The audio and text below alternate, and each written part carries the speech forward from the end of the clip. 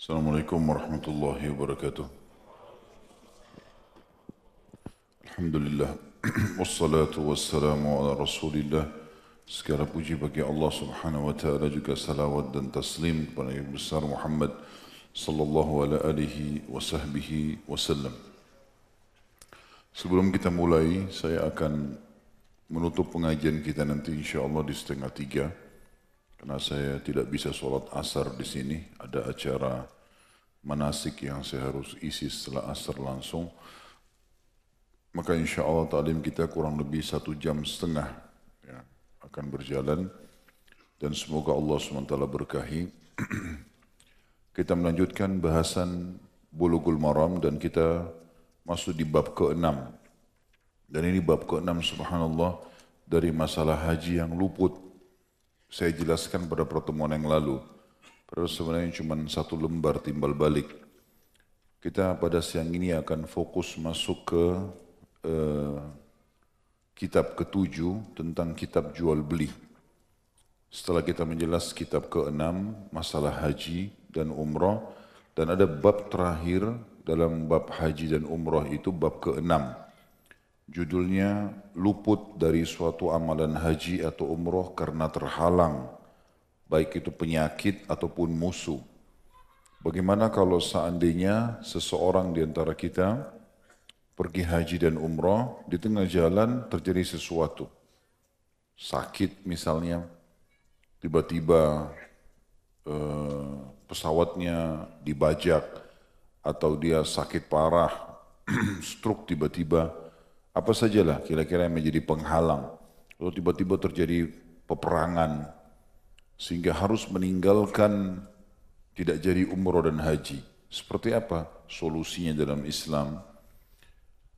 Beranjak daripada hadis dimulai nomor 644 dari Ibnu Abbas radhiyallahu anhu, beliau berkata, "Qad uhsira Rasulullah sallallahu alaihi wasallam fa halaq wa jama'a nisa'ah wa nahara hadiyah hatta atamara 'aman qabila." Hadis ini riwayat Imam Bukhari di jilid 3 halaman 11, yang artinya, kata Ibnu Abbas radhiyallahu anhu, sungguh Rasulullah sallallahu alaihi wasallam pernah terkepung, maka beliau mencukur gundul atau bertahallul rambutnya, mencampuri para istrinya dan menyembelih hewan kurbannya sampai beliau umrah pada tahun depannya. Tentu hadis ini maksudnya adalah kesepakatan Hudaybiyah. Pada tahun itu, setelah perang Ahzab di tahun 5 Hijriah, Nabi SAW mengajak para sahabat yang ingin umrah. Maka keluarlah Nabi SAW dengan kurang lebih 1.399 sahabat, jadi 1.400 orang bersama Nabi SAW. Begitu tiba di perbatasan haram, sudah akan masuk ke Mekah, dihadang oleh orang-orang Quraisy. Nabi SAW sebenarnya sebelum dihadang oleh orang Quraisy, memang unta beliau sempat duduk. Padahal pasukan Quraisy di belakang. Karena waktu Nabi SAW mendekati Mekah, sempat ada informasi sampai ke beliau kalau Quraisy keluar dengan 3.000 pasukan untuk menghalang Nabi SAW agar tidak masuk Mekah. Maka Nabi SAW minta siapa di antara sahabat beliau yang bisa menunjukkan jalan masuk ke Mekah tapi bukan jalan umum. Maka ada satu sahabat yang kebetulan dulu penduduk Mekah sudah hijrah ke Madinah mengatakan, "Saya Rasulullah." Maka diajaklah Nabi SAW dan sahabat-sahabat ini semuanya melewati lereng-lereng gunung, lembah-lembah, sampai akhirnya berhasil memanuver perjalanan dan Nabi SAW tiba di perbatasan haram. Waktu itu perbatasan haram ditancapin tombak dengan bendera-bendera, sehingga orang tahu ini wilayah haram. Di wilayah haram orang Quraisy pun tahu tidak boleh ada peperangan, tidak boleh ada maksiat, tidak boleh cabut pohonnya, tidak boleh dibunuh hewannya dan seterusnya. Maka berhasil Nabi SAW dengan para sahabat tiba di wilayah haram. Quraisy ada di belakang karena mereka rencananya menghadang Nabi SAW dengan muslimin ini di jalan umumnya orang masuk ke Mekah. Akhirnya tiba di wilayah haram, tinggal satu langkah lagi melangkah unta Nabi SAW masuk wilayah haram. Dan kalau sudah masuk wilayah haram, Quraisy tidak akan ganggu. Subhanallah, unta Nabi SAW duduk tiba-tiba.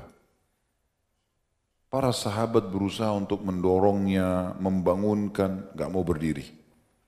Karena sahabat sudah putus asa, ini unta Nabi SAW, maka mereka mengatakan, ya Rasulullah, qad asabat hasyar.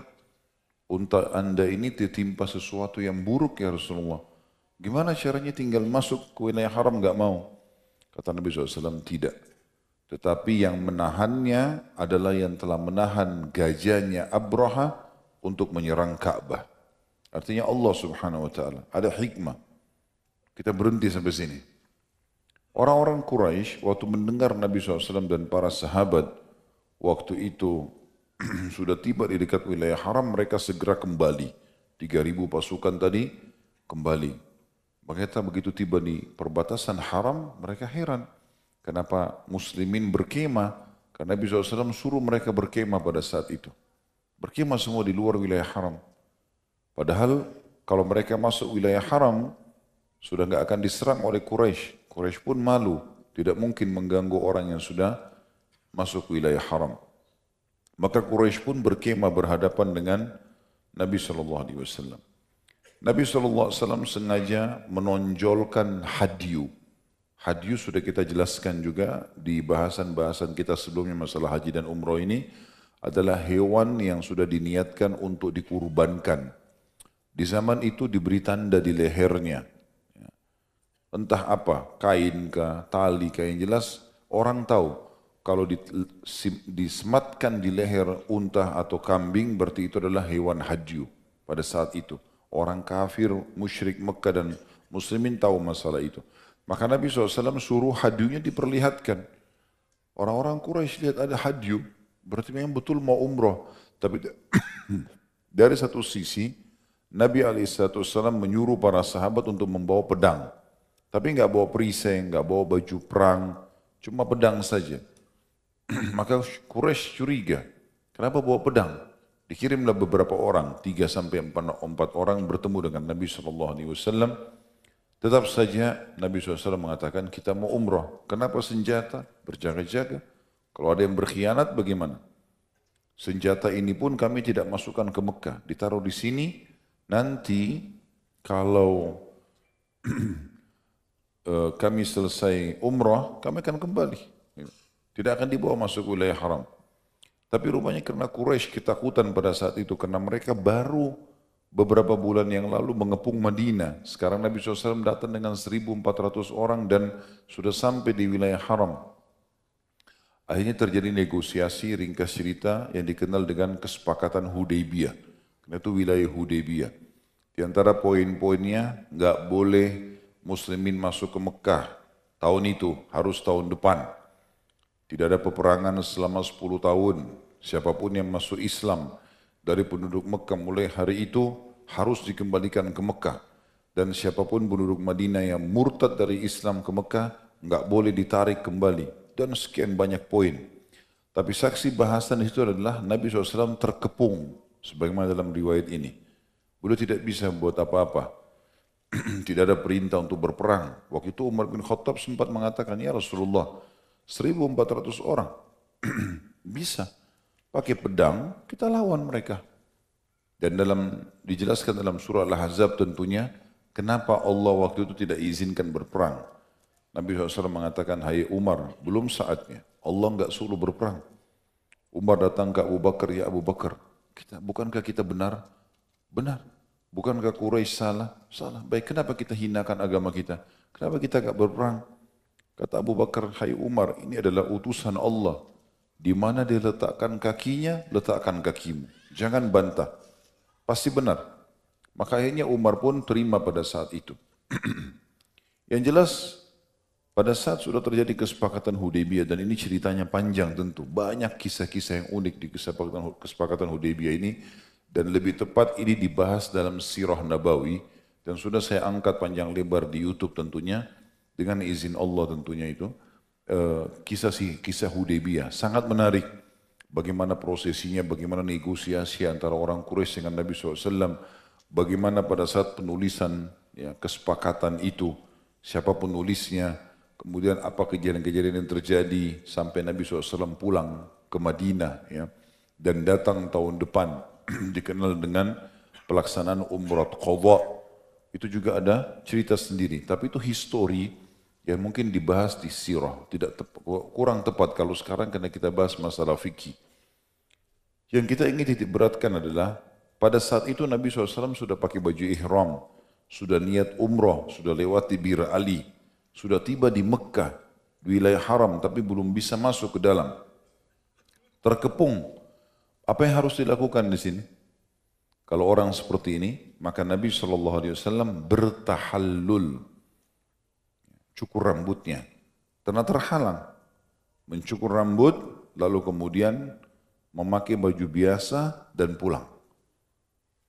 Tapi di sini ada juga, nanti kita pelajari hadis setelahnya, ada kalimat yang dianjurkan kita ucapkan kalau sudah ihram, supaya kalau kita tertahan di satu lokasi, itu kita bisa cukur rambut di situ. Ya. Nanti akan kita bahas hadisnya. Tapi yang jelas di sini dikatakan Nabi SAW pada saat itu menerima wahyu suruh tahallul pulang ke Madinah. Beliau pun SAW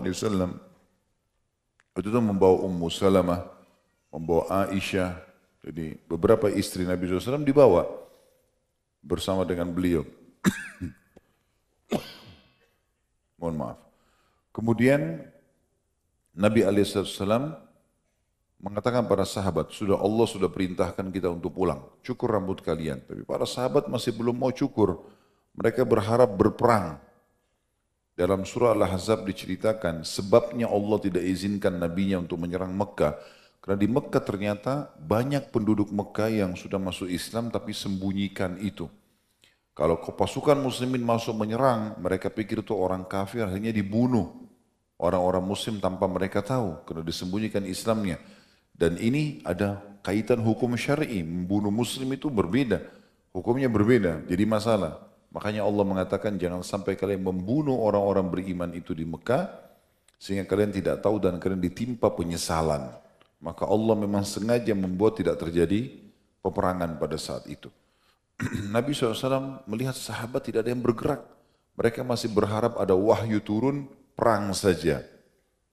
Maka Nabi SAW masuk ke kemah dan ada Ummu Salamah radhiyallahu anha, istri Nabi SAW. Ummu Salamah tanya, kenapa ya Rasulullah? Kenapa anda kelihatannya sedih? Kata Nabi SAW, saya sudah menerima wahyu untuk tahallul, cukur rambut. Tapi para sahabatku ini masih belum mau melakukan, mereka berharap perang. Gitu. Mereka berharap perang. Maka kata Ummu Salamah dengan sangat bijak, ya Rasulullah, tidakkah anda memulainya? Tidakkah anda memulai itu?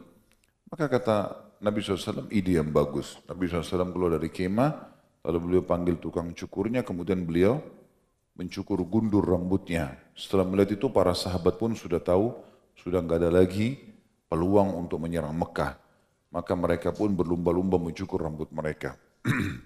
Saya ulangi riwayat 644, Ibnu Abbas berkata radhiyallahu anhuma, hubungkan dengan kisah tadi yang saya ceritakan itu, sungguh Rasulullah SAW pernah terkepung, maksudnya tadi di wilayah mana?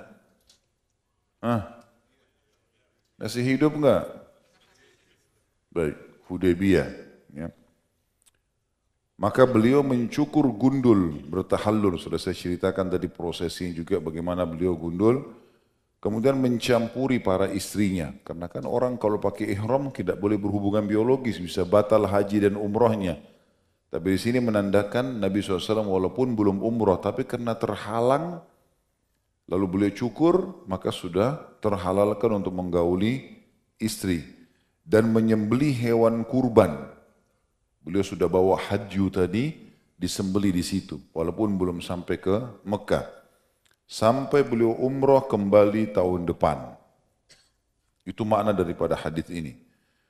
Hadis 645 dari Aisyah radhiyallahu anha, beliau berkata, "Dakhala an-nabiy sallallahu alaihi wasallam ala Duba'ata binti Zubair ibn Abdul Muttalib radhiyallahu anha faqalat Ya Rasulullah, inni uridul hajja wa ana syakiyah. Faqala Nabi SAW, hujji washtariti anna mahalli haithu habastani. Hadis ini riwayat Bukhari Muslim, Imam Bukhari di jilid 7, halaman 9, Imam Muslim jilid 2, halaman 868. Nabi SAW menemui Duba'ah binti Az-Zubair bin Abdul Muttalib radhiyallahu anha. Lalu Duba'ah berkata, wahai Rasulullah, aku ingin berhaji, akan tapi aku lagi sakit. Kira-kira kalau tengah jalan nanti aku nggak bisa lanjutin gimana ya Rasulullah? Maka Nabi SAW menjawab, berhajilah, tapi berilah syarat. Ucapkan bahwa tempatku bertahallul adalah di tempat engkau menahanku ya Allah. Famahalli haitsu habastani. Ini termasuk sunnah kita mengucapkan kalau kita khawatir ada peperangan, ya, seperti kasus waktu sempat perang Tuluk ya, pada tahun 1990-an gitu ya. Itu kan perang Tuluk sempat ribut antara Irak menyerang Saudi segala macam, ada rudal Scott dilempar sampai sempat jatuh ke Riyadh segala macam. Ini kan dikhawatirkan kena pesawatnya jemaah haji, jemaah umrah. Maka pesawat-pesawat yang lagi terbang pada saat mereka ragu, sementara mereka sudah tiba di lokasi ataupun lewati mikot, maka mereka boleh kembali tapi dengan cara mencukur rambut. Itu yang dimaksudkan. Maka kita ucapkan kalau khawatir penyakit, khawatir terjadi masalah konflik atau ribut, kita mengatakan famahalli haitsu habastani. Artinya ya Allah, tempatku bertahallul di mana engkau menahanku. Hadis yang terakhir 646 dari Ikrimah dari Al-Hajjaj bin Amir Al-Ansari radhiyallahu anhu, beliau berkata Rasulullah SAW bersabda, man kusira aw arija faqad halla wa alaihi al-hajju min qabil. Qala Ikrimah, fasa'altu ibn Abbas wa Abu Hurairah an dhalik faqala sadaq. Hadis ini diriwayatkan oleh Imam Lima dan dihasankan oleh Tirmidzi. Hadis ini disahihkan oleh umumnya ulama seperti Imam Ahmad meriwayatkan di jilid 4 halaman 450, Abu Daud jilid 2 halaman 173, An-Nasai jilid 5 halaman 198, Tirmidzi jilid 3 halaman 277 dan juga Ibnu Majah di jilid 2 halaman 1028. Yang artinya kata Nabi SAW, barang siapa yang patah tulangnya atau mengalami pincang tiba-tiba, terputus kakinya, diamputasi, apa sajalah, maka dia telah bertahallul. Dia harus pada saat itu tidak melanjutkan umroh atau hajinya. Dan diwajibkan haji pada tahun akan datang. Artinya dia mencukur rambut, kemudian dia sudah tidak melanjutkan karena terjadi hal seperti ini ya. Tabrakan, patah tulang, harus operasi, ya, dan seterusnya, atau stroke sebagaimana saya bilang tadi. Maka Ikrimah, salah satu ulama tabi'in rahimahullah berkata, aku bertanya hal tersebut kepada Ibnu Abbas dan Abu Hurairah, maka keduanya berkata, dia telah benar. Maksudnya adalah Al-Hajjaj bin Amir Al-Ansari radhiyallahu anhum ajma'in. Dan di sini sebenarnya Bulughul Maram ini banyak sekali ya yang menerbitkannya. Ada yang satu kitab seperti kita ini, dan ini sengaja saya pilih karena mudah, satu buku. Ada juga yang terbit dalam beberapa jilid. Makanya di sini ada tulisan, inilah akhir dari juz pertama. Maksudnya bagian pertama dari buku ini. Sebenarnya ini jilid 1 lah. Ya. Kalau di beberapa penerbit yang menerbitkan tuh. Yakni setengah dari kitab ini. Dan ini adalah akhir dari seperempat tanda kutip ibadah. Selanjutnya datang juz kedua kitab jual beli. Maksudnya sekarang yang akan kita bahas ini.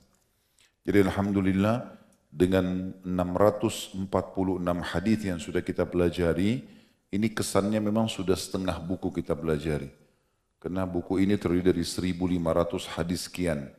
Sisanya ada 800 hadis yang akan kita bahas dengan izin Allah Subhanahu wa taala. Kita mulai insya Allah dengan kitab baru, maksud saya kitab nomor 7 sesuai dengan tulisan Ibnu Hajar Al-Asqalani rahimahullah, kitab jual beli. Teman-teman yang jiwanya dagang, transaksi jual beli ini perlu semua untuk diketahui, diantaranya syarat dan sesuatu yang dilarang dalam jual beli. Dan itulah bab pertama dalam kitab jual beli ini. Syarat dan sesuatu yang dilarang dari jual beli. Hadis pertama dalam kitab jual beli kita adalah hadis nomor 647 dari Rifa'ah bin Rafi' radhiyallahu anhu, anna Nabiy sallallahu alaihi wasallam su'ila ayyul kasbi atyab, qala amalur rajuli biyadihi wa kullu bay'in mabrur. Bahwasanya Nabi SAW pernah ditanya, mata pencaharian apa yang paling baik, berkah, mudah, semua orang bisa lakukan? Beliau menjawab, pekerjaan seseorang dengan tangannya. Apa yang mampu dia kerjakan, dia kerjakan. Dan setiap jual beli yang mabrur. Dan makna mabrur adalah jual beli yang diikuti dengan syarat dan ketentuan yang telah ditentukan secara syariat. Mirip dengan haji, dikatakan haji mabrur, yang ikuti syarat dan ketentuan sesuai dengan syariat. Itu maksudnya. Hadis ini diriwayatkan oleh Bazzar dan disahihkan oleh Al-Hakim. Al-Bazzar sebutkan di jilid 2 halaman 83 dan juga Al-Hakim menyebutkan di jilid 2 di halaman 10. Hadis ini teman-teman sekalian memberikan gambaran kepada setiap muslim kalau mereka harus bekerja dan tidak boleh bermalas-malasan. Kita semua diberikan potensi yang sama. Waktunya sama 24 jam, matanya sama 2, kupingnya sama 2, tangannya 2, kakinya 2, potensinya semua sama. Masalah kasuistik orang memiliki sekarang ijazah formal, S1, S2, S3, ini formalitas. Formal. Bukan berarti orang tidak sekolah lalu tidak bisa memiliki kekayaan atau prestasi, enggak. Bisa saja. Gitu kan? Nabi SAW ciri khasnya ummi. Nabi enggak bisa baca, enggak bisa nulis. Tapi apa berarti Nabi itu bodoh? Enggak, sama sekali. Beliau adalah orang yang sangat cerdas, sangat pintar. Dan itu adalah tujuan syar'i. Supaya tidak ada lagi orang yang mengatakan Muhammad, tentu kita mengatakan sallallahu alaihi wasallam, orang-orang kafir mengatakan Muhammad mengarang-ngarang Al-Quran. Dari mana dia mau ngarang-ngarang sementara tidak bisa baca, tidak bisa nulis? Wahyu, penyampaian apa adanya. Gitu kan. Maka teman-teman sekalian, hadis ini mengandung makna yang penting. Setiap muslim tidak boleh bermalas-malasan, harus bekerja. Potensinya sama. Kalau orang itu bisa, kita juga bisa. Gitu kan. Kalau kita belum tahu, belajar. Belajar bisa formal di sekolah-sekolah resmi, bisa enggak? Bertanya kepada tetangga, kepada teman. Mungkin ada tetangga kita dosen, mungkin ada teman kita sukses lebih dulu dalam masalah bisnis, dalam masalah rumah tangga, dalam masalah apa saja. Bertanya pada mereka dengan pengalaman. Dan dengan itu kita bisa belajar. Ya. Maka ini perlu digarisbawahi. Dan juga mencari rezeki, terutama bagi laki-laki adalah kewajiban dalam agama dan ibadah. Enggak boleh kita malas-malasan teman-teman sekalian. Nabi SAW sangat marah dengan orang-orang yang malas.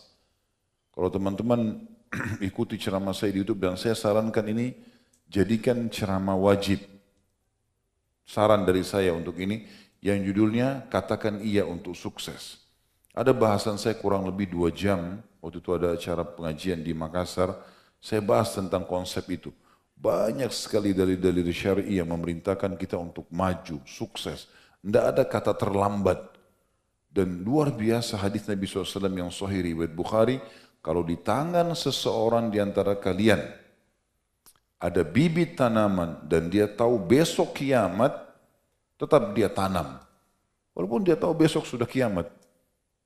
Karena tetap itu pahala, tidak ada kata terlambat bagi seorang muslim. Gitu kan? Nabi SAW memotivasi, tangan di atas lebih baik daripada tangan di bawah. Memberi lebih baik daripada menerima. Gitu. Dan dalam kata hadis, kata Nabi SAW, tidak ada orang yang menjaga afaf, kemuliaannya, mau bekerja, kecuali Allah bukakan pintu kekayaan. Dan tidak ada orang yang membuka pintu mengemis kecuali Allah bukakan pintu kemiskinan. Jadi memang Islam menyuruh kita menjadi orang yang sukses, berhasil, maju. Ada ijazah, nggak ada ijazah, maju, silahkan.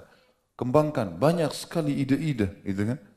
Banyak orang kaya raya, tidak harus itu. Walaupun kalau orang bisa melakukan secara formal, dia gabungkan antara sekolah formalnya sekarang karena ijazah dibutuhkan untuk kehidupan kita di zaman sekarang. Dengan pengalaman lapangan, terjun langsung mempraktikkan itu bagus. Karena ada orang subhanallah dipisahkan. Yang belajar secara teori, dia mengajar di kampus. Dia nggak praktek di lapangan. Ada banyak dosen ekonomi, tapi nggak punya usaha. Dia cuma sibuk tiap hari dari rumahnya ke kampus. Dia nggak praktekin teori yang dia sudah pelajari. Ada banyak orang pengalaman di lapangan, berusaha. Punya sekian banyak toko beras, punya segala macam, jual di pasar, jadi supplier, jadi ini segala macam. Tapi nggak ada ijazah formalnya. Yang paling bagus kalau kita bisa menggabungkan kedua itu bagus sekali. Tapi bukan berarti ini harus vakum dalam pengalaman lapangan yang formal. Bukan juga orang pengalaman lapangan lalu membengkalikan masalah formalitas yang dibutuhkan dalam status akademiknya. Maka dia harus gabungkan keduanya dan tidak ada kata terlambat bagi seorang muslim. Di sini teman-teman sekalian dikatakan dalam hadis ini, pendapatan apa yang paling baik? Tidak sia-sia, pahalanya besar, mudah, semua orang bisa kerjakan. Kata Nabi SAW, transaksi jual beli yang mabrur. Artinya dia transaksi jual beli, selama itu halal. Ada 3 hal yang digarisbawahi dalam transaksi jual beli ya. Modalnya halal, sistemnya halal, produknya halal. Jalan bismillah. Selebihnya bertawakal kepada Allah SWT. Jangan dikotorin ini ya. Jangan sampai sistem sudah halal, kemudian juga produk halal tapi uangnya haram. Dimulai dari uang riba, uang curian, uang korupsi. Enggak bisa. Harus semuanya bersih. Inna Allah tayyibun la yakbalu illa tayyiba. Allah suci dan bersih, tidak terima kecuali yang suci dan bersih. Ya. Jadi ini pintunya sangat terbuka dan cukup banyak dalil berhubungan dengan masalah itu. Sampai Umar bin Khattab pernah berkata dalam satu statement, aku pernah melihat orang dan kagum dengan penampilannya. Gagah, bersih, wangi. Begitu aku menanyakan apa profesinya, dikatakan dia pengangguran, maka jatuh di mataku. Kata Umar begitu. Umar pun menyuruh orang bergerak. Pernah ada orang-orang ditemui sama Umar duduk di masjid. Duduk, ibadah pada Allah SWT. Umar keluar subuh, ada orang-orang itu. Umar keluar aktivitas, balik duhur, masih sama, orang-orang masih ada. Duduknya sama, bajunya sama, posisinya sama. Orang berarti tidak keluar orang ini. Umar biarin. Asar, Umar kembali siang, asar balik sama. Maghrib balik sama. Isya masih sama. Seharian duduk di masjid. Lalu Umar tanya, ngapain kalian di sini? Kami juga tidak tahu mau buat apa wahai Amir Mu'minin. Gak ngerti harus buat apa. Kata Umar, keluar cari karunia-Nya Allah. Belum pernah Allah turunkan wahyu menginformasikan kalau langit akan menurunkan emas atau perak. Keluar bergerak, mengkhayal, duduk kemudian mau dapat duit. Gitu kan. Bekerja, harus bekerja, berusaha. Makanya dalam pepatah bahasa Arab dia katakan, taharrak fa inna fi harakati barakah. Bergerak, coba kembangkan ide, Allah akan berikan berkah. Tapi kalau orang vakum, malas, ini jadi masalah buat dia. Hadis yang kedua dalam bab kita 400 atau 648 dari Jabir bin Abdullah radhiyallahu anhuma, dia dan ayahnya sahabat yang mulia, annahu sami'a Rasulullah sallallahu alaihi wasallam yaqulu amal fathi wa huwa bi Makkah, inna Allah wa rasulahu harrama bai'al khamri wal maitati wal khinziri wal asnam. Faqila ya Rasulullah أرأيت شهوم الميتة فإنها تتلى بها السفن ويدهن بها الجلود ويستصبح بها الناس فقال لا huwa haram. ثم قال رسول الله صلى الله عليه وسلم عند ذلك قاتل الله اليهود إن الله لما حرم عليهم شهومها جملوه ثم باعوه فأكلوا ثمنه. Kita sudah mulai masuk ke masalah lebih dalam, masalah jual beli. Tadi itu hadis yang pertama motivasi untuk berdagang. Tapi perhatikan wahai para pedagang dan sudah niat untuk ingin berdagang, sabda Nabi SAW di sini ya. Sebelumnya saya bacakan dulu, hadis ini diriwayatkan oleh Imam Bukhari di jilid 3 halaman 110 dan Imam Muslim di jilid 3 halaman 1207. Jabir bin Abdullah radhiyallahu anhu berkata bahwasanya beliau telah mendengar Rasulullah SAW bersabda pada tahun penaklukan kota Mekah. Ketika beliau berada di Mekah, beliau bersabda, sungguhnya Allah dan Rasulnya telah mengharamkan jual beli apa? Khamr. Lihat, pengharaman sudah langsung mutlak masuk kepada khamr. Khamr artinya semua yang memabukkan.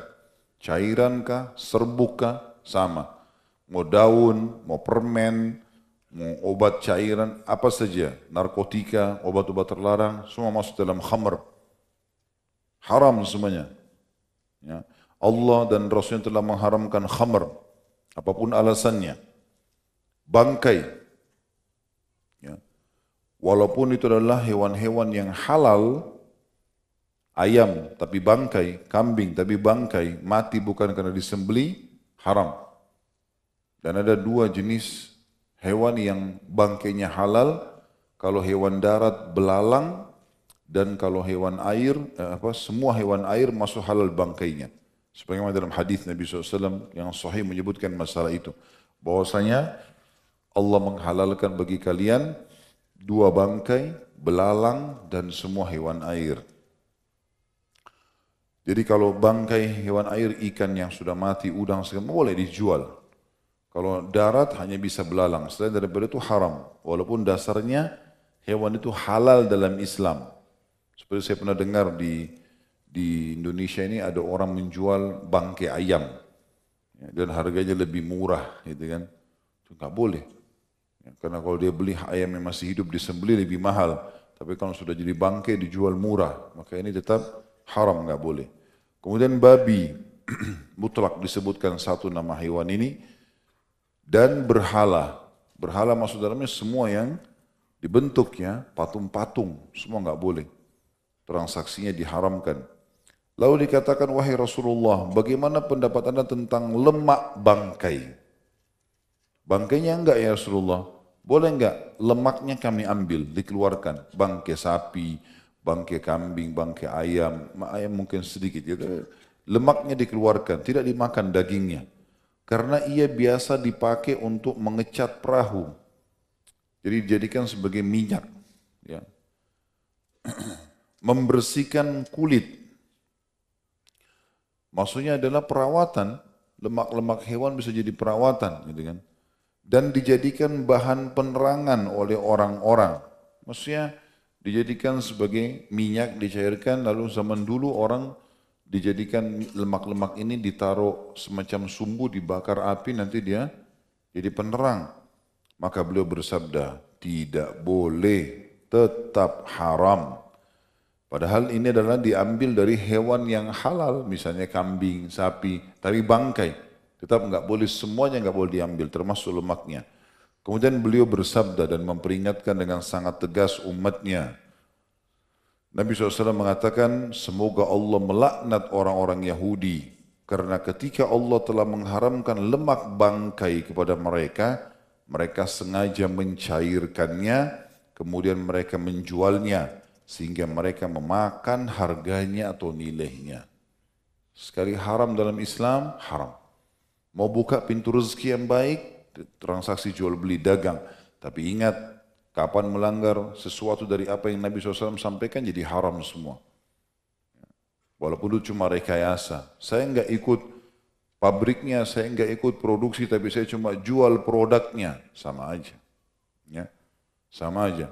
Teman-teman yang punya apotik, ya, hindari semua yang beralkohol. Gitu kan. Banyak obat-obatan begitu. Kemudian juga termasuk ya teman-teman yang punya restoran, hati-hati dengan masalah bangkai ya, atau menggunakan jasa-jasa para penyihir dengan pelaris dan seterusnya. Ya, hati-hati semuanya. Ini adalah hal-hal yang haram. Ya. Nggak boleh menjual berhala, segala jenis patung, apapun alasannya dengan alasan seni. Dalam Islam diharamkan, tidak boleh semua. Hadis selanjutnya 649 dari Ibnu Mas'udin radhiyallahu anhu, beliau berkata, saya telah mendengar Rasulullah sallallahu alaihi wasallam bersabda, "Idza ikhtalafal mutabayyi'ani laisa bainahuma bayyinah, fal qawlu ma yaqulu rabbus sil'ah au yatatarakani." Hadis ini tentu diriwayatkan oleh Imam Ahmad di jilid 1 halaman 466, Abu Dawud jilid 3 halaman 285, An-Nasai jilid 7 halaman 302, At-Tirmidzi di jilid 3 halaman 570 dan Ibnu Majah jilid 2 halaman 737, Al-Hakim di jilid 2 halaman 45. Dan hadis ini dinilai sahih di ghairi atau sahih dikuatkan dengan riwayat-riwayat yang lain. Kata Nabi SAW, apabila dua orang yang mengadakan transaksi jual beli berselisih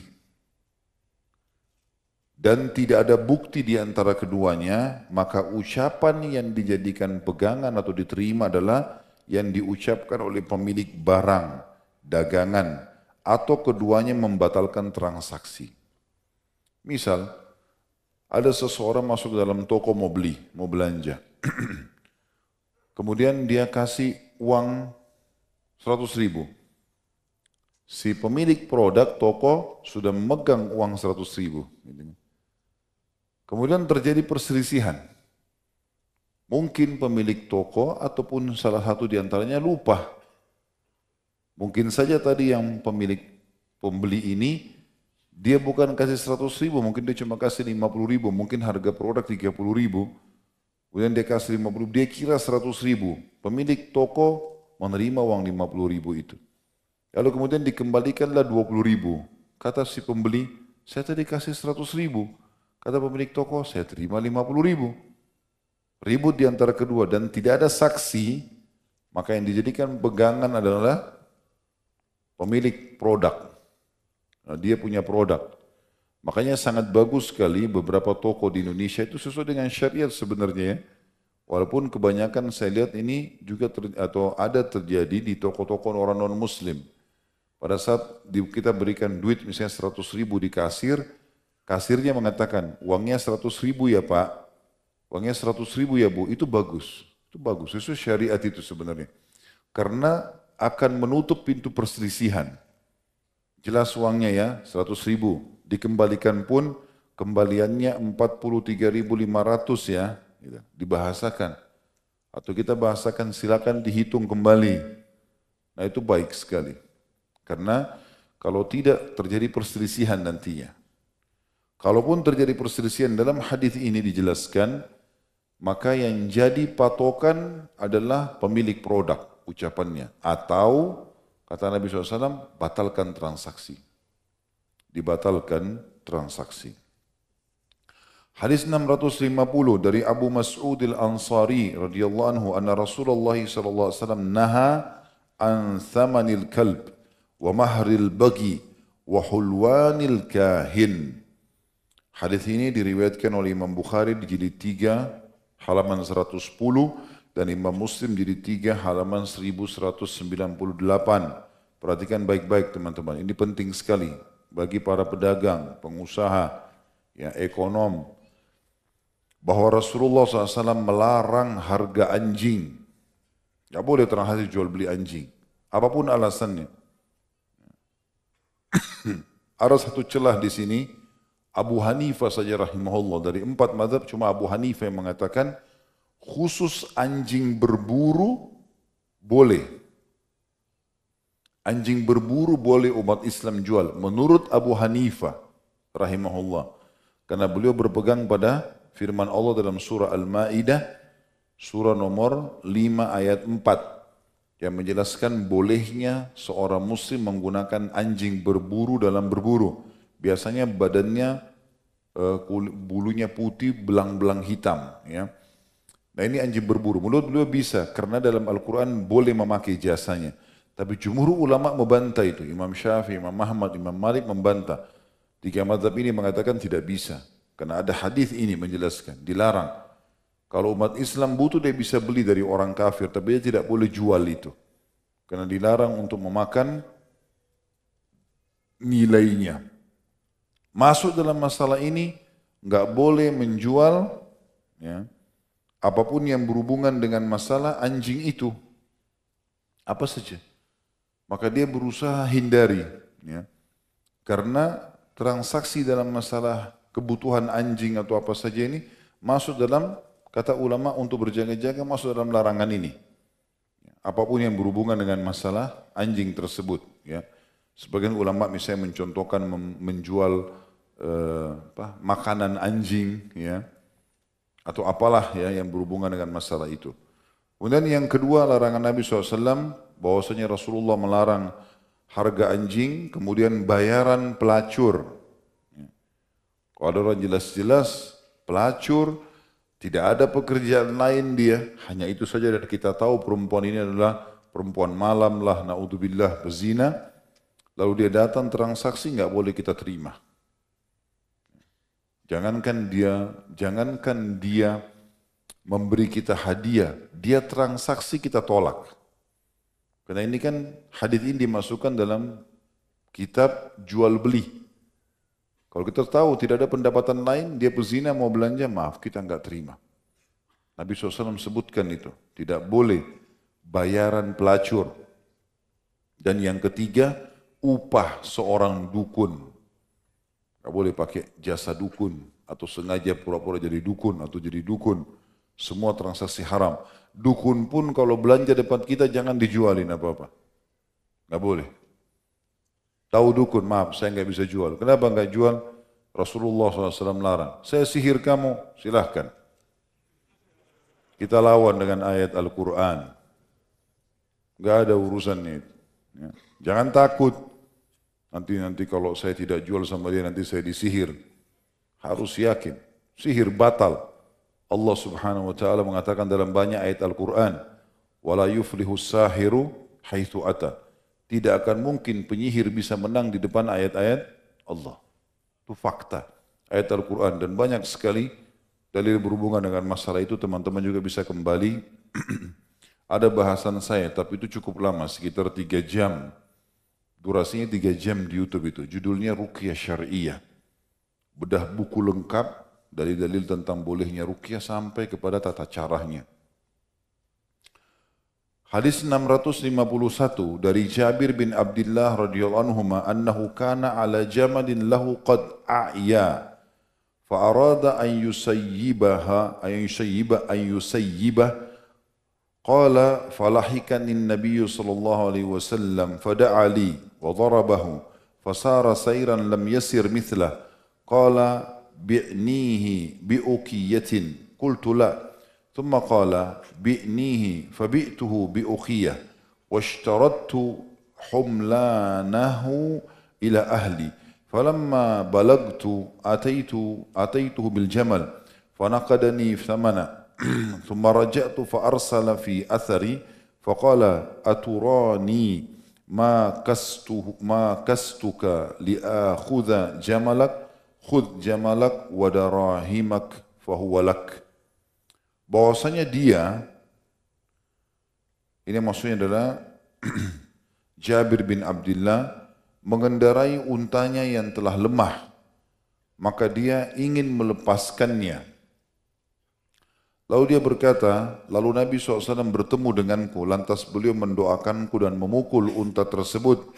Lalu unta itu berjalan dengan cara yang belum pernah dilakukannya. Maksudnya mukjizat, unta itu sembuh tiba-tiba. Kemudian beliau SAW bersabda, juallah unta ini kepadaku dengan harga 1 uqiyah. Dan 1 uqiyah adalah 40 dirham, perak. Zaman dulu unta memang harganya begitu, 40, 60 sampai 80 dirham. Aku berkata, Tidak. Kemudian beliau berkata, juallah unta itu. Maka aku menjualnya dengan harga 1 uqiyah dan aku mensyaratkan kepadanya agar aku bisa menungganginya hingga rumahku.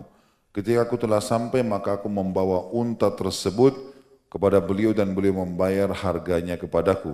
Kemudian aku pulang. Lalu beliau mengutus seseorang untuk menyusulku. Beliau berkata, apakah kamu mengira aku menawar untamu lebih rendah agar aku dapat mengambil untamu? Ambillah untamu bersama dirham-dirhammu, maka itu menjadi milikmu. Hadis ini diriwayatkan oleh Imam Bukhari di jilid 3 halaman 248 dan 249, Imam Muslim jilid 3 halaman 1221. Hadis ini memberikan pelajaran teman-teman sekalian tentang bolehnya transaksi jual beli dengan syarat. Dengan syarat. Misal gini, saya beli rumah ini tapi dengan syarat ganti pintunya, cat rumahnya dengan syarat. Sebagaimana Jabir berkata kepada Nabi SAW, saya jual unta ini tapi dengan syarat saya pakai dulu ke rumah. Ada hajat saya mau sampaikan ya Rasulullah, nanti saya kembalikan kepada anda. Dan Nabi SAW mengizinkan masalah itu. Selama syarat ini tidak melanggar syar'i dan masuk akal boleh. Karena ada tentu syarat-syarat tidak masuk di akal. Ya. Mungkin dia memberatkan orang gitu ya. Saya akan jual rumah ini, tapi dengan syarat saya rubuhin dulu semua temboknya. Ya. Enggak mungkin, hanya rubuh, beli tanah saja. Syarat yang tidak masuk di akal. Ya kan? Atau syarat-syarat maksiat. Saya jual rumah ini, tapi saya mau pakai dulu berzina 1 minggu. Contoh saja kan gitu. Itu enggak boleh semua. Tapi kalau syarat tidak melanggar syar'i dibolehkan. Selama masih bisa ya. Saya akan jual mobil ini dengan nilai sekian, tapi 3 hari kemudian, bukan sekarang. Maka ini boleh saja, tapi kita bisa memberikan syarat. Ingat ya, dalam kondisi sekarang. Kalau dalam 3 hari ada terjadi tabrakan, sudah beda harganya. Ada kesepakatan, maka itu tidak ada masalah. Tapi intinya boleh transaksi dengan syarat yang halal. Hadis 652 juga dari Jabir bin Abdullah radhiyallahu anhu beliau berkata, "A'taqa rajulun minna 'abdan lahu 'an dubur wa lam yakun lahu malun ghairah fada'a bihi an-nabiy sallallahu alaihi wasallam faba'ah." Hadis ini riwayat Bukhari Muslim. Imam Bukhari meriwayatkan di jilid 3 halaman 192, Imam Muslim jilid 3 juga di halaman 1289. Bahwasanya seorang laki-laki dari kalangan kami, maksudnya dari para sahabat ridwanullahi alaihim, telah memerdekakan seorang budak miliknya dengan syarat setelah dia meninggal. Padahal dia tidak mempunyai harta selain budak tersebut. Maka Nabi SAW memanggilnya dan menjual budak tersebut. Jadi ini ulama mengeluarkan banyak hukum dari hadis ini, diantaranya adalah bolehnya pihak pemerintah kalau ada transaksi jual beli dan dianggap transaksi itu akan merugikan salah satu dari dua pihak, maka dianjurkan agar pemerintah membatalkan transaksi itu. Contoh kasus, sahabat ini sudah mengatakan dalam hadis ini riwayat Bukhari Muslim, dia tidak punya harta lain kecuali seorang hamba sahaya.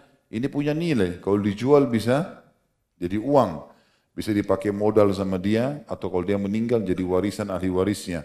Tapi ternyata dia mengatakan dengan dalam keadaan dia miskin, kalau saya meninggal budak ini saya bebasin. Sehingga enggak ada harta sama sekali. Maka Nabi SAW membatalkan niatnya itu. Dan beliau mengatakan, bawalah sini budakmu, lalu dijual oleh Nabi SAW, nilainya dikasih kepada sahabat ini, disuruh pakai, perbaiki hidupnya. Masalah nanti dia meninggal itu urusan nanti. Sekarang dia diperintahkan untuk memperbaiki keadaannya. Dan ini juga pelajaran yang lain, kata para ulama, dianjurkan seorang muslim tidak putus asa, dia bagaimana caranya berusaha, walaupun dengan modal yang sedikit, dia berusaha untuk bisa memutarnya. Bukan malah sibuk dengan mengatakan nanti kalau saya sudah meninggal, dibagi sekian dan sekian. Dan dia berusaha. Ada hadis Bukhari yang berbunyi, kalian atau engkau meninggalkan anakmu dalam keadaan kaya dan mampu, jauh lebih baik dibandingkan engkau tinggalkan mereka dalam mengemis kepada orang. Kata ulama, hadis ini menjelaskan seseorang berusaha maksimal selama dia hidup supaya bisa menjadi amal jariah buat dia dan juga kehidupan yang baik buat ahli warisnya. Hadis 653 dari Maimunah radhiyallahu anha istri Nabi sallallahu alaihi wasallam, anna fa'ratan waqa'at fi samni فماتت فيه فسئل النبي صلى الله عليه وسلم عنها فقال ألقوها وما حولها وقلوه. Bahwasanya ada seekor tikus terjatuh pada mentega, lalu tikus itu mati di dalamnya. Maka Nabi SAW ditanya tentang hal itu. Maka beliau pun bersabda, buanglah tikus itu beserta mentega yang ada di sekitarnya dan makanlah selain daripada itu. Hadis ini diriwayatkan oleh Imam Bukhari di jilid 7 halaman 126. Dan Imam Ahmad juga An-Nasai menambahkan fi samnin jamid, pada mentega yang sudah kering dan padat. Hadis ini riwayat Imam Ahmad di jilid 6 halaman 330 dan An-Nasai jilid 7 halaman 178. Hadis yang serupa saya bacakan dulu baru saya terangkan sekalian karena ini mirip hadis 654 dari Abu Hurairah radhiyallahu anhu, beliau berkata bahwasanya Rasulullah sallallahu alaihi wasallam bersabda, "Idza waqa'atil fa'ratu fis samni fa in kana jamidan fa'alquha wa ma hawlaha wa in kana ma'i'an fala taqrabuhu." Apabila tikus jatuh pada mentega dan apabila mentega itu padat, kering, ya, maka buanglah tikus tersebut bersama dengan mentega yang ada di sekitarnya. Dan apabila mentega itu cair, maka janganlah kalian mendekatinya. Hadis ini diriwayatkan oleh Imam Ahmad, Abu Dawud, Bukhari dan Abu Hatim. Disebutkan Imam Ahmad jilid 2 halaman 265, Abu Dawud jilid 3 halaman 364, serta juga Syekh Albani memasukkan dalam hadis ini dalam hadis yang dhaif. Tetapi disebutkan oleh para ulama dalam mentahqiq juga kalau hadis ini diriwayatkan Imam Bukhari. Dan umumnya kalau disebutkan oleh Imam Bukhari disahihkan oleh para ulama hadis. Kedua hadis ini atau tepatnya 3 riwayat 653 dan 654, tapi di 653 ada 2 riwayat menjelaskan kepada kita tikus hukumnya najis, haram.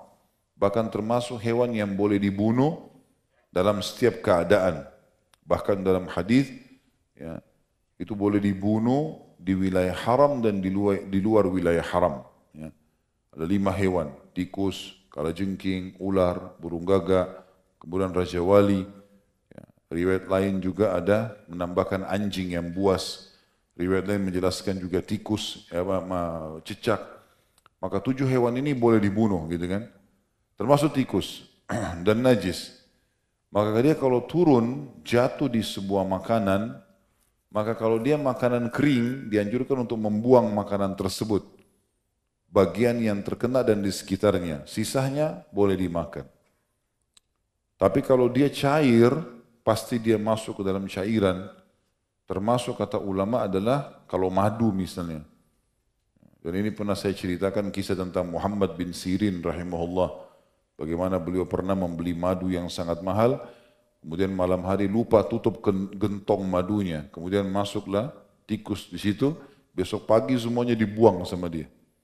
Waktu ditanya sama orang di sekitar pasar, kenapa dibuang madu? Kata Ibnu Sirin, masuk tikus dalamnya. Baik, tikus dikeluarkan, buang sebagiannya. Kata Ibnu Sirin, dari mana saya dapat jaminan tetesan di situ ada yang tidak kena ya, bakterinya bangkai tikus itu. Maka beliau membuang semua. Tapi kalau kering, sebagaimana hadis ini menjelaskan, boleh dibuang bagian yang kena bangkai tersebut, kemudian sisanya dimakan. Mungkin teman-teman itu kalau dibahasakan mentega di zaman sekarang karena kita sudah di packing kecil. Zaman dulu orang kalau buat mentega itu di kotak-kotak besar ya. Jadi dibuat seperti buat kue yang besar. Sekalian mereka susun buat susu, kemudian dikeringkan di matahari, gitu kan? ditaburi garam, biasanya mereka buat seperti itu. Maka memang besar-besar di rumah mereka dan mereka tidak punya wadah seperti kita, ada kulkas, ada penyimpanan lemari. Zaman dulu tidak ada. Orang letakkan di luar. Kadang-kadang coba ditutup sama kain. Nah biasa tikus sering jatuh, masuk, lewat, masuk dalamnya. Karena dia besar, maka sabda Nabi SAW menjelaskan seperti ini. Buang tikusnya dan bagian dari sekitarnya. Kalau kita punya di packing kecil ada tikus ya dibuang semua pastinya. Susah untuk nyari mana yang, karena buang diahnya dan buang yang di sekitarnya, gitu kan. Hadis selanjutnya 655 dari Abu Zubair radhiyallahu anhu, beliau berkata, Sa'altu Jabiran an thamanis sinnaur wal kalb faqala zajara an-nabiy sallallahu alaihi wasallam an dhalik. Hadis riwayat Muslim di jilid 3 halaman 1196 yang artinya, saya pernah bertanya kepada Jabir tentang harga kucing dan anjing. Maka dia menjawab, Nabi SAW melarang hal itu. Dalam riwayat lain, illa kalba saydin, kecuali anjing pemburu. Dan ini diriwayatkan oleh Nasai di jilid 7 halaman 190 dan 309. Hadis ini menjelaskan teman-teman sekalian, walaupun kucing dasarnya boleh kita pelihara, karena Abu Hurairah memeliharanya radhiyallahu anhu, dan dia termasuk hewan yang boleh kita pelihara walaupun dia bertaring, tapi transaksi jual belinya nggak boleh. Banyak orang kan gitu, jual, karena ini kucing Anggora lah, kucing apalah namanya, gitu kan.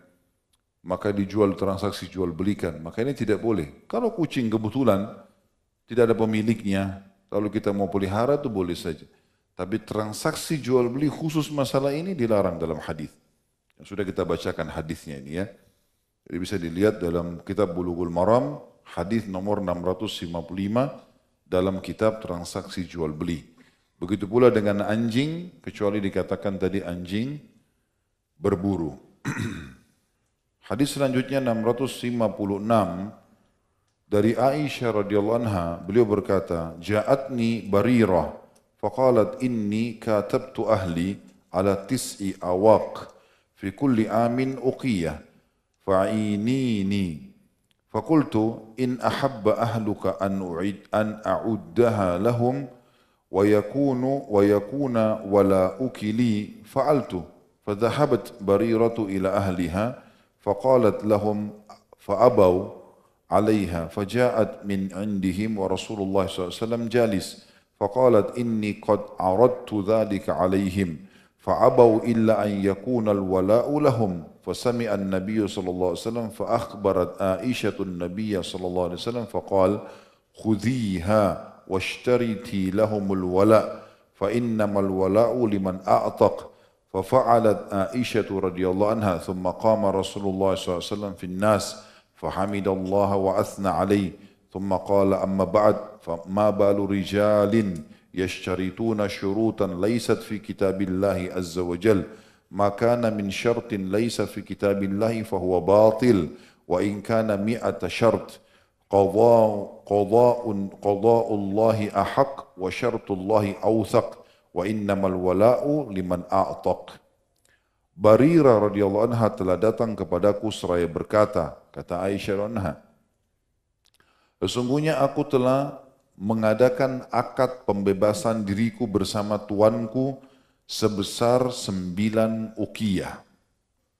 Sampai kalimat ini tentunya Barirah seorang hamba sahaya, dan dalam Islam sudah sering kita jelaskan boleh seorang hamba sahaya ditransaksi jual belikan.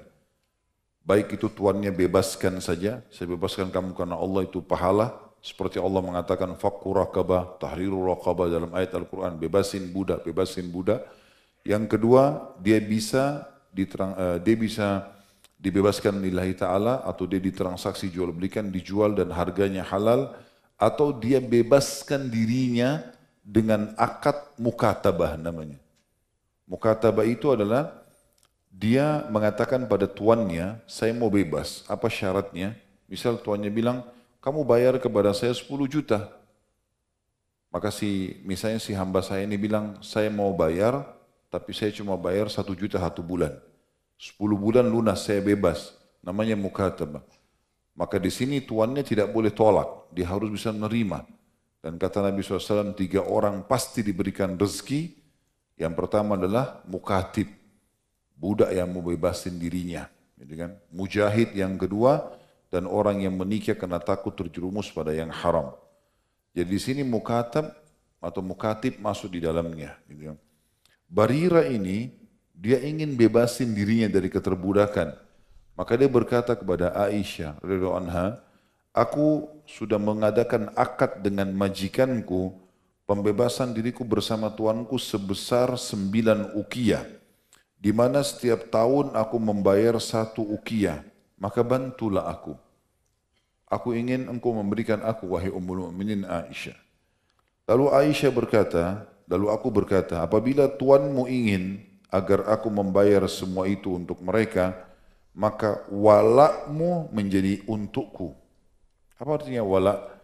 Kalau budak kita bebasin, kita mengatakan misalnya saya bebasin kamu karena Allah. Atau ada orang yang lagi mukatib, dia lagi coba bayar lunasin dirinya, lalu kita yang lunasin ke tuannya, maka ada namanya hukum wala.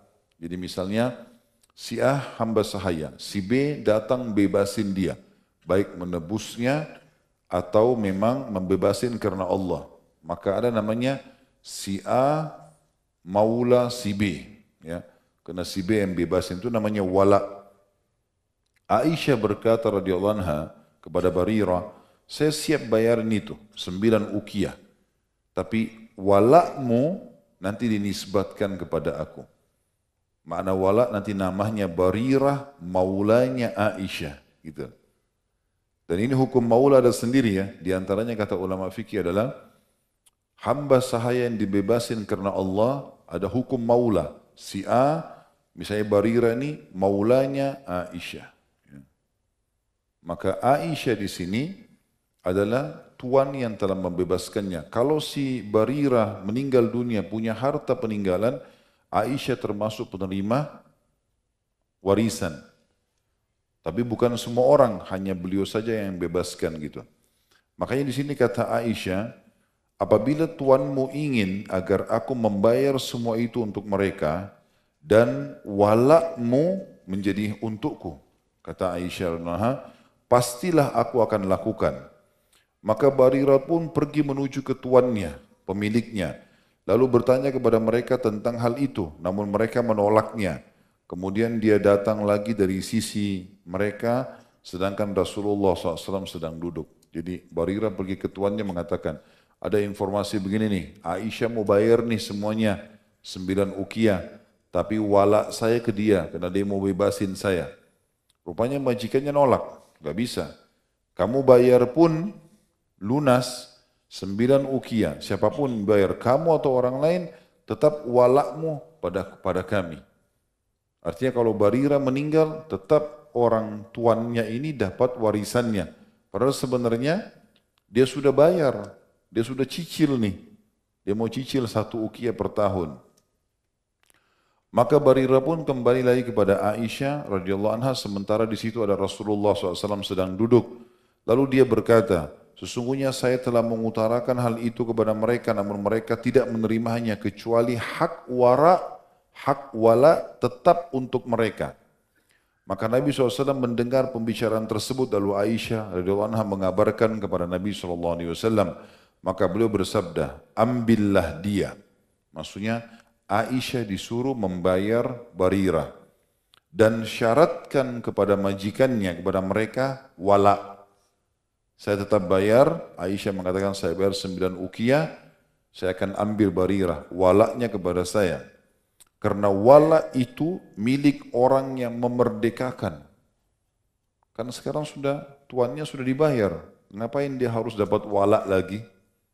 Paham gak sampai sini nih? Hah? Benar? Atau cuma ngangguk-ngangguk? Baik. Lalu Aisyah radhiyallahu anha melakukan anjuran tersebut. Ya. Kemudian Rasulullah SAW berdiri di hadapan orang-orang. Jadi Aisyah pun berbicara dengan keluarganya tuannya majikannya Barira.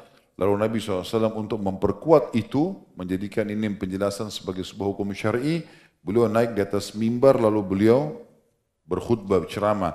Lalu beliau memuji Allah dan menyanjungnya. Kemudian beliau SAW bersabda, amma ba'd, apa yang membuat orang-orang mensyaratkan beberapa syarat yang tidak ada dalam kitabnya Allah yang maha suci dan maha mulia. Tentu ini tradisi Nabi SAW, teman-teman sekalian, kalau ingin menegur satu kaum, dan sudah sering saya jelaskan ini, beliau tidak pernah menyebut nama. Mengatakan si fulan, nunjuk-nunjuk, hardik-hardik orang depan orang lain, enggak. Nabi SAW murni mengatakan, kenapa ya ada kaum yang begini, kenapa ya ada yang seperti ini, gitu ya. Begitu cara Nabi SAW. Nabi sudah tahu siapa majikannya Barira, tapi Nabi enggak sebutkan. Dan subhanallah, hikmah syar'inya, sampai sekarang cukup banyak riwayat yang seperti ini, akhirnya kita pun tidak tahu siapa yang ya punya masalah itu. Yang penting sampai kepada kita hukum syar'inya. Itu yang penting. Kan itu. Tidak penting siapa orangnya. Seperti kasus tentang Ashabul Kahfi. Diceritakan 7 anak muda. Siapakah nama mereka? Di manakah, bagaimanakah pakaiannya waktu itu? Atau apalah. Tidak disebutkan, ya sudah. Ambil pelajaran. Oh ternyata orang kalau menyelamatkan diri karena mau ibadah kepada Allah, Allah berikan perlindungan. Itu kan poinnya. Masalah kita harus tahu anjingnya warna coklat atau hitam. Ya. Seperti ada sebagian orang begitu ditulis-tulis, akhirnya jadi buhul. Ya. Saya pernah temukan banyak buhul begitu, tulisan-tulisan. Ini adalah nama 7 orang Ashabul Kahfi, fulan, dan ini nama anjingnya. Ya. Apa gunanya buat dia? Ya. Dan dari riwayat juga menjelaskan masalah itu ya.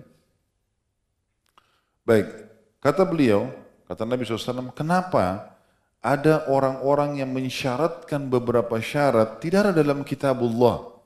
Gak pernah Allah memberikan syarat orang kalau sudah mukatib, sudah bayar, nyicil dirinya, masih dapat wala lagi karena sudah dibayar. Itu bukan syarat dalam kitabullah. Maka kata beliau, syarat apapun yang tidak ada dalam kitabnya Allah, maka syarat tersebut adalah batal. Walaupun sampai 100 syarat, 100 poin pun batal semua. Dianggap batal kalau tidak ada dalam kitabullah atau melanggar hukum Allah. Keputusan Allah adalah yang paling benar. Syarat Allah adalah yang paling kuat. Dan wala itu hanya milik orang yang memerdekakan. Ini tentu hadis diriwayatkan oleh Imam Bukhari di jilid 3 halaman 95-96, Imam Muslim jilid 2 halaman 1141-1142. Sedangkan dalam riwayat Muslim, beliau bersabda, ada perbedaan lafaz dengan Imam Bukhari, ishtariha wa a'tiqiha washtariti lahumul wala. Belilah Barira itu hai Aisyah, lalu merdekakan dia serta persyaratkan wala untuk mereka. Artinya di sini teman-teman, kalau seseorang dari kita beli hamba sahaya, lalu dia tidak bebaskan, tetap dari budak menjadi budak lagi, maka belum ada hukum wala. Ya, hukum wala hanya kalau kita beli budak kita bebasin. Dan dibebasin tanpa syarat, karena Allah. Saya bebasin kamu karena Allah. Kalau ternyata budak yang kita beli, kita kasih syarat, kamu bebas budak, kamu bebas jadi keterbudakan, tapi dengan syarat kamu harus mukatib, bayar sama saya. Maka tidak ada wala lagi di sini. Yang dimaksudkan dengan hadis ini. Hadis ini tentu banyak pelajaran, di antaranya tentang hukum hamba sahaya. Dan ada bahasan sendiri, bab namanya bab riqqa atau bab tentang keterbudakan ini, itu cukup banyak dibahas dalam buku-buku fikih tentunya. Tapi syarat di sini yang kita tahu adalah tidak boleh ada wala kecuali bagi orang yang memerdekakan. Hadis 657 dari Ibnu Umar radhiyallahu anhu, beliau berkata, Naha Umaru an bai'i ummahatil awlad, faqala la tuba' wa la tuhab wa la turath, yastamti'u biha ma bada lahu, fa idza mata fahiya hurrah. Umar bin Khattab telah melarang, kata Abdullah bin Umar radhiyallahu anhu majma'in, jual beli ummul walad. Ummul walad maksudnya adalah ibunya, jadi ibu daripada, dia seorang budak wanita, kemudian dia menikah sama tuannya, belum dibebasin oleh tuannya, punya anak, maka dinamakan dengan ummu walad. Ya. Beliau berkata, tentu anak yang lahir dari budak wanita yang dinikahi ini adalah bebas sama dengan ayahnya. Tapi ibunya selama belum orang ini mengatakan saya bebaskan kamu walaupun status suaminya tetap dikatakan masih budak. Gitu kan. Beliau berkata, kata Umar bin Khattab, dia tidak diperjualbelikan, tidak dihibahkan. Kalau sudah menjadi ibu anak-anak dari tuannya, maka tidak boleh lagi diperjualbelikan, tidak boleh dihibahkan, diberikan kepada orang lain, dan tidak diwariskan. Kalau meninggal, pemiliknya tidak boleh lagi diwariskan. Kecuali kalau dasarnya dia cuma budak saja, belum dinikahi, maka itu berbeda. Tuannya boleh menggaulinya selama kehidupan tampak padanya. Maka apabila tuannya itu meninggal, maka dia bebas. Ini khusus tentang masalah hukum ummul walad namanya. Diriwayatkan Imam Malik dan Baihaqi, dan beliau berkata sebagian perawinya memarfu'nya kepada Nabi SAW. Disebutkan hadis ini oleh Imam Malik dalam kitab Muwatta di jilid 2 halaman 776, Baihaqi dalam Sunan Al-Kubra di jilid 10 halaman 342-343. Hadis 658 dari Jabir bin Abdullah radhiyallahu anhu, beliau berkata, kunna nabi'u sarariyana atau sarariyana ummahatil aulad wan Nabi SAW hayu la yara bidzalika ba'san. Dahulu kami biasa menjual budak-budak perempuan kami, para ummul walad, sedangkan Nabi SAW masih hidup, beliau tidak memandang hal itu bermasalah. Hadis ini diriwayatkan Nasai, Ibnu Majah dan Al-Qutni serta disahihkan oleh Ibnu Hibban. Hadis ini disebutkan oleh An-Nasai dalam Sunan Kubra di jilid 3 halaman 199, Ibnu Majah jilid 2 di halaman 841 dan Al-Qutni meriwayatkan di jilid 4 halaman 135, Ibnu Hibban jilid 10 halaman 165. Hadis ini kalau kita pertemukan dengan sebelumnya 657, pernyataan Umar bin Khattab dan pernyataan Jabir bin Abdullah seakan-akan dua-duanya bertolak belakang. Karena Umar bin Khattab mengatakan ummul walad, budak sahaya yang sudah dinikahi, kemudian dia punya anak tapi belum dibebasin. Kalau dia sudah punya anak dari majikannya, maka berarti tidak boleh lagi diperjualbelikan, tidak boleh dihibahkan. Begitu tuannya mati, maka dia tidak boleh, bukan jadi warisan. Ya, dia bebas.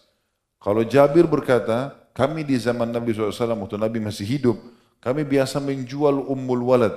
Artinya, seseorang menikahi hamba sahayanya, sudah punya anak, istrinya itu, ya, dia ceraikan atau apa, itu kemudian dia jual, transaksi jual beli. Karena dia belum bebasin. Menurut Jabir itu terjadi di zaman Nabi SAW, dan Nabi tidak menganggapnya, ya, itu adalah hal yang keliru atau dilarang. Ulama berselisih pendapat tentang masalah ini. Bagaimana dengan hukum ummul walad? Ini panjang sekali perselisihan di antara mereka, tapi yang jelas dua-duanya riwayat sahih. Ya. Yang berpegang pada pendapat pertama mengatakan ummul walad tidak boleh ditransaksi jual belikan segala macam sebagaimana Umar bin Khattab, ini juga benar. Yang mengatakan dengan pendapat Jabir bahwasanya ummul walad masih bisa ditransaksi, ini juga hukum syar'i dan dua-duanya riwayat sahih. Hadis 659 dari Jabir bin Abdullah radhiyallahu anhu, beliau berkata, "Naha Rasulullah SAW an bai'i fadlil ma." Dalam riwayat lain, wa an bai'i dirabil jamal. Bahwasanya Rasulullah SAW melarang menjual air yang lebih dari keperluan. Diriwayatkan Imam Muslim, dan Imam Muslim menyebutkan ini di jilid 3 halaman 1197, dan dalam riwayat lain ditambahkan juga mengambil upah mengawinkan unta jantan. Hadis ini teman-teman sekalian memberikan gambaran kepada kita, hadis 659 tentang tidak bolehnya menjual larangan atau menjual air yang lebih dari keperluan. Maksudnya adalah air yang sifatnya, ulama rincikan misal ada satu wilayah lagi kekeringan. Lalu kemudian ada orang punya sumur. Dia lihat ini kesempatan di mana memang dasarnya lagi kering, orang butuh air, sumurnya dia banyak, lalu dia jual. Di saat itu tidak boleh transaksi. Justru orang butuh dan Allah SWT mudahkan sumur dia ada, berarti memang dia mestinya membiarkan orang memakainya. Itu makna hadis. Ini pendapat sebagian ulama. Tapi kalau kayak transaksi kita sekarang tentunya air mineral, orang punya sumber mata air itu dibolehkan. Ya. Umumnya pendapat ulama mengatakan dibolehkan dan tidak masuk dalam larangan hadis ini. Ya. Karena orang membeli alat, memfilternya, mengemasnya supaya lebih sehat dan seterusnya. Ini adalah jasa yang memang wajar untuk ditransaksi jual belikan. Tapi larangan dalam hadis ini kayak tadi kasus orang kalau kekeringan, gak ada air, lalu dia gunakan kesempatan justru untuk menjual itu. Sementara potongan riwayat yang lain yang menjelaskan dilarang mengambil upah dari mengawinkan unta jantan, ini dulu di zaman dulu ada orang menjual jasa ini. Jadi dia karena pengembala kambing atau pengembala unta atau sapi, dia tahu bagaimana cara mengawinkan. Maka dia menjadikan sebagai jasa itu. Dia datang ke peternak-peternakan lalu dia mengatakan, saya bisa kembang biakkan ini dengan cara mengawinkan. Gitu kan. Kemudian nanti diambil jasa dari situ. Saya pernah ketemu dengan salah satu orang ahli dalam peternakan kambing dan dia menjelaskan itu. Lagi duduk kemudian ngobrol, dia mengatakan pada saya, ada cara kalau kita punya, mulai waktu itu kebetulan kami bicara masalah bisnis kambing, dan dia mengatakan, ini Ustadz bisa sekian ekor kambing, mungkin satu jantan dengan sekian ekor betina, 6, 10 ekor betina, ini bisa jadi berkembang biak, banyak. Caranya seperti ini, cara mengawinkannya misalnya. Dia menyebutkan cara mengawinkan itu dan saya hubungkan dengan hadis ini. Berarti kalau dia kebetulan waktu itu bukan nawarin jasa mengawinkan kambingnya, tapi dia menawarkan tentang investasi masalah peternakan kambing. Itu berbeda dengan larangan ini ya. Larangan ini tidak, orang muter-muter keliling ke peternakan, nanti saya kawinkan ini ya, caranya begini, terima duit. Dia peternakan lain juga begitu, itu yang dilarang oleh Nabi SAW. Hadis yang terakhir yang kita bahas pada kesempatan ini adalah hadis yang disebutkan di nomor 660 dari Ibnu Umar radhiyallahu anhu, beliau berkata, naha Rasulullah SAW an asbil fahl. Rasulullah SAW melarang mengambil upah mengawinkan unta jantan. Hadis riwayat Bukhari di jilid 3 halaman 123. Jadi ini hadis mirip dengan riwayat sebelumnya. Karena banyak orang menawarkan jasa ini ya. Bahkan terkadang mereka menggunakan cara-cara yang kurang baik, kurang santun ya. Mungkin ini juga tidak pantas untuk diceritakan, tapi mereka berusaha untuk melakukan rangsangan-rangsangan tertentu pada unta jantan atau hewan jantan ini, kemudian baru mengawinkannya, lalu kemudian mereka mengambil nilainya. Artinya orang boleh melakukan itu, kalau pemilik peternakan dia belajar dan orang yang mengajarkan tidak mengambil jasa itu tidak ada masalah. Khusus masalah ini tentunya disebutkan dalam hadis. Mungkin begitu saja, mudah-mudahan bermanfaat apa yang kita bahas pada hari ini dan dijadikan sebagai tambahan amal kita pada hari kiamat, dan semoga seluruh amal tidak terkecuali yang sudah pernah kita kerjakan, yang sementara kita kerjakan dan akan kita kerjakan sampai menjelang ajal datang nanti diterima dengan pahala sempurna oleh Sang Pencipta Allah. Dan semoga seluruh dosa tidak terkecuali yang pernah kita lakukan, kecil ataupun besar, sengaja tidak sengaja, samar ataupun nyata, semua diganti dengan kemahamurahannya menjadi pahala. Dan semoga Indonesia menjadi negara yang aman, tentram, damai. Seluruh umat Islam di Indonesia dan seluruh wilayah kaum muslimin ya, berada di bawah naungan ukhuwah Islamiyah dan diangkat perselisihan di antara mereka. Juga dalam masalah ibadah mereka kembali kepada wahyu Al-Quran dan Sunnah. Dan siapapun menginginkan keburukan bagi Indonesia dan bagi seluruh wilayah Islam, bagi muslimin dikembalikan tipu daya mereka kepada diri mereka sendiri. Dan semoga utang negara ini dan negara-negara Islam dilunasi oleh Allah SWT dengan kemahasempurnaan dan kemahamurahannya. Dan kita selalu doakan saudara kita di Palestina, di Syria, di Yaman, di Irak, di Myanmar, di Ahsa, dimanapun mereka berada yang sedang tertindas. Semoga Allah ikhlaskan niat mereka, terima para syuhada mereka, mulakan Islam di tangan mereka dan tangan kita semua. Dan semoga Allah ikut sertakan kita bersama mereka di pahala, baik dengan doa, dengan harta juga dengan jiwa kita. Dan semoga Allah dengan kemahamurahannya menyatukan kita semua, tidak terkecuali yang hadir di masjid ini, yang mengikuti acara kita live dan juga yang mengulang-ulangi ceramah ini di surga firdausnya tanpa hisab dengan kemahamurahannya. Wa sallallahu nabiyana Muhammadin walhamdulillahi rabbil alamin. Subhanakallahumma wa bihamdika asyhadu an la ilaha illa anta astaghfiruka wa atubu ilaik. Wassalamualaikum warahmatullahi wabarakatuh. Tentu insya Allah besok malam kita masih ketemu ya. Hari Rabu malam masih ada insya Allah sekali pertemuan.